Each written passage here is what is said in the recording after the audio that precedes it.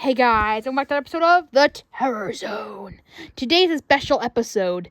Today, I recently read, well not today, but a few days ago, I recently read all books of the Mary Poppins books. And I mean all of them. I also recently read the ABC to Z Mary Poppins, A to Z.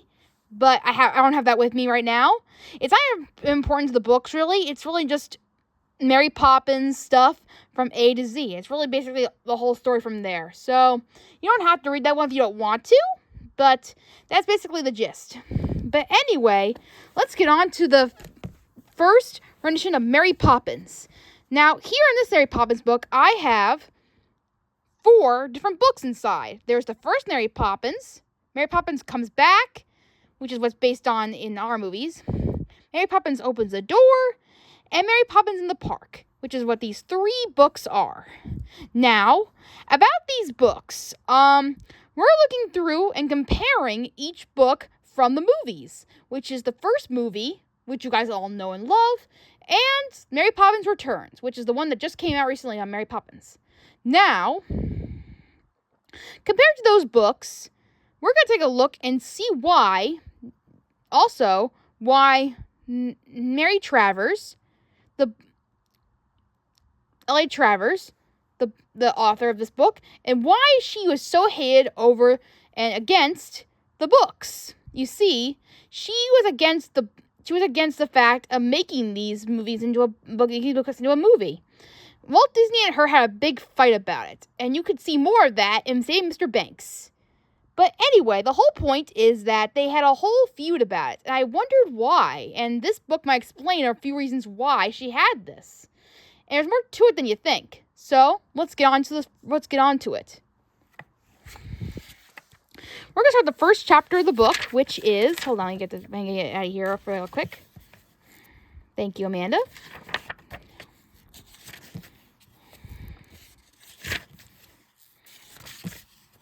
Okay, so the first chapter is called The East Wind. Thank you. So, let me just pull it to the book right here real quick for you. Now, let's get right to the spot.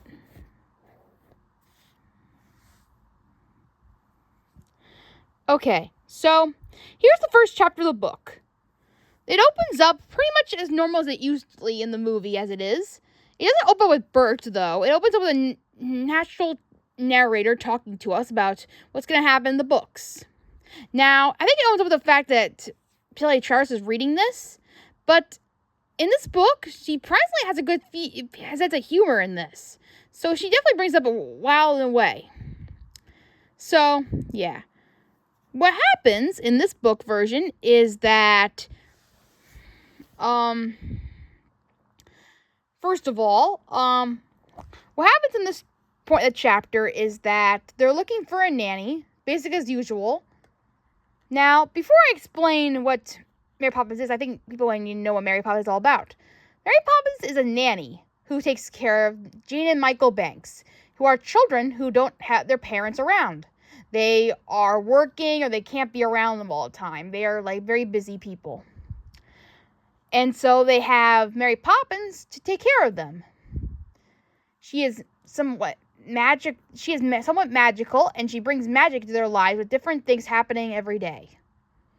It's really just on the story from there. So, let's read it. Let's get into it. So, the first chapter is about her arriving. So, unlike the movie where you see them getting blown away by the wind with the main nannies, Mary Poppins just pops in.